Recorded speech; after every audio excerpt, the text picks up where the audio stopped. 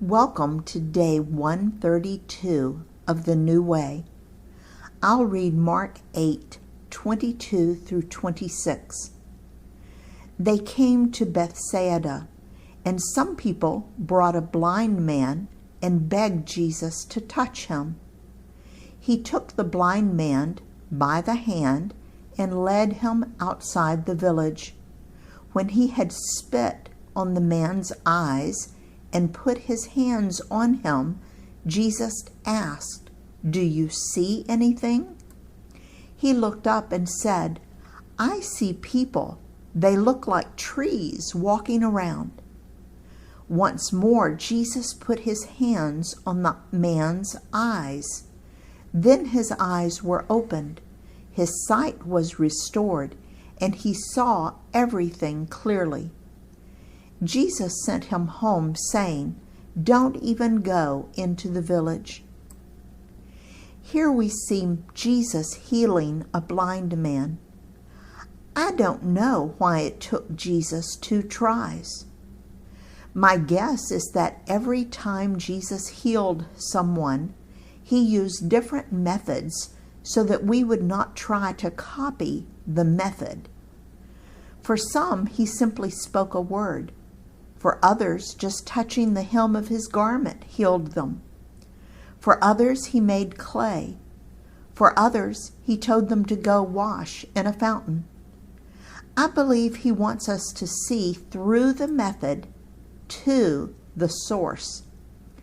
God was doing the healing in various and wonderful ways. We could make up an allegory and say that this is a picture of salvation. For some, they hear about Jesus and are ready to follow immediately. But for others, it takes time for them to really see the way. But I think that's stretching this passage. Let's just leave it that Jesus healed him in 2 stages. Sometimes he does that in our lives. Let's read Matthew 16:13 through 16. When Jesus came to the region of Caesarea Philippi, he asked his disciples, "Who do people say the Son of Man is?" They replied, "Some say John the Baptist, others say Elijah, and still others Jeremiah or one of the prophets." "But what about you?" he asked. "Who do you say I am?" Simon Peter answered, "You are the Messiah, the Son of the living God." In Mark 8:27 through 30, Jesus and his disciples went on to the villages around Caesarea Philippi. On the way, he asked them, "Who do people say I am?" They replied, "Some say John the Baptist, others say Elijah, and still others one of the prophets." "But what about you?" he asked. "Who do you say I am?" Peter answered, "You are the Messiah." Jesus warned them not to tell anyone about him.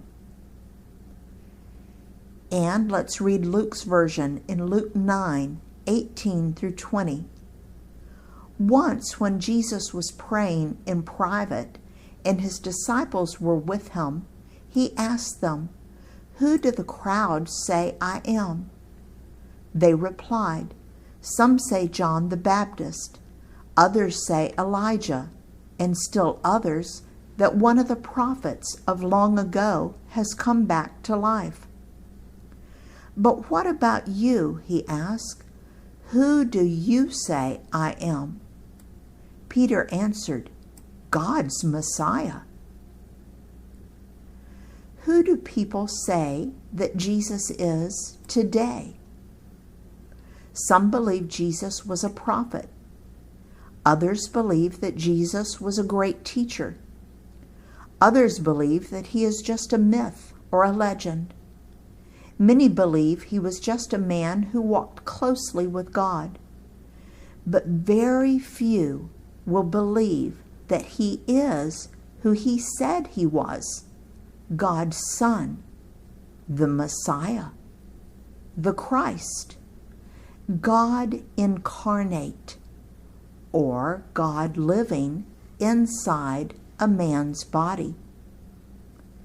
Because Simon Peter answered correctly and boldly, Jesus had a further discussion with him that is recorded only in Matthew. Let's look at that. I'll read Matthew 16, 17 through 20. Jesus replied, "Blessed are you, Simon, son of Jonah, for this was not revealed to you by flesh and blood, but by my Father in heaven. And I tell you that you are Peter, and on this rock I will build my church, and the gates of Hades will not overcome it. I will give you the keys of the kingdom of heaven. Whatever you bind on earth will be bound in heaven, and whatever you loose on earth will be loosed in heaven." Then he ordered his disciples not to tell anyone that he was the Messiah. Jesus says that Simon Peter didn't think this up with his own mind, but rather that God gave him the answer. Then Jesus reminds Simon of his new name. We talked about it on day 34 when Jesus first met Simon. His new name in Greek was Peter, or Petros, and it means rock. Some churches teach that Jesus was saying that Peter is to be head of the church. I don't think so, and neither did the early church. Peter was just one of many disciples, and if anyone was the head of the church, it was probably James, the half-brother of Jesus. But Peter was one of the leaders that shared responsibility for the early churches all over the region. I believe that Jesus was saying that Peter's confession of faith was what Jesus would build his church on. When we invite Jesus into our lives, we become part of Jesus' church. Don't get that confused with the local church. Jesus' church is made up of all the people who have invited Jesus into their inner core at all time periods of history and from the entire world. When you invite Jesus into your life, you automatically become a part of Jesus' church. Now, there are people from just about every religion who are part of Jesus' church. I would love to tell you that local churches are just subsets of Jesus' church, but I cannot. That's because not everyone who is a member of a church is necessarily a member of Jesus' church. Does that make sense? Local churches should be subsets of Jesus' church, but it is not necessarily true because local churches today are made up of both followers of Jesus and empty people who are following self. Many people today look at the local church and say that it is no longer relevant, that it is dying off, that there will be no church in the future. While that may be true of the local churches, what do these promises tell you about Jesus' church? I'll reread Matthew 16:18. "And I tell you that you are Peter, and on this rock I will build my church, and the gates of Hades will not overcome it." Having the keys of the kingdom is symbolic of power. If you have the keys to someone's house, then you essentially have permission to come and go as you please. Likewise, the keys to a car means that you have permission to use that car.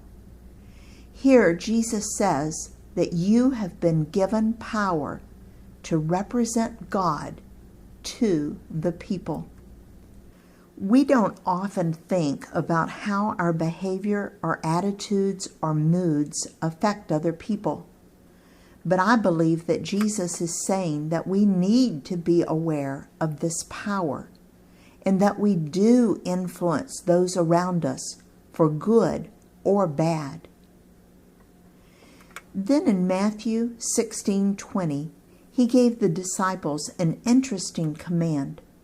I'll read it for you again. What was it and why did he give it? Matthew 16:20. Then he ordered his disciples not to tell anyone that he was the Messiah. Now this is a change from their previous assignment. I think it represents a change in the social climate. The crowds had already decided that Jesus was the Messiah, the Christ. They didn't need to be told anymore. They had seen enough supernatural miracles that they believed. And I believe that the Pharisees and other leaders of the Jews were getting madder and madder. I believe that Jesus commanded the disciples to quit telling people that he was the Messiah or the Christ for their own safety. We have missionaries today serving in countries where they are not allowed to preach or teach about Jesus, but no one can stop them from living out God's love toward all those around them. When people realize how different they are, they come to them and ask them to tell them why they are different. Then privately, but at great personal risk, they tell them about Jesus' good news. Today, it would result in the death of the missionaries and the inability for the message to be shared if they were to flagrantly disobey the rules of that country by preaching.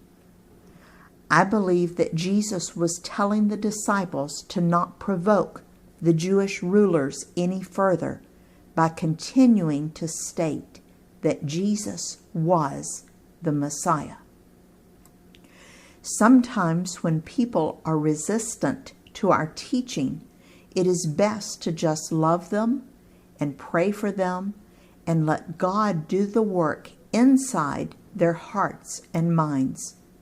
The Lord of the harvest will guide us to know when to share and when to be quiet and pray. In his service, Dale.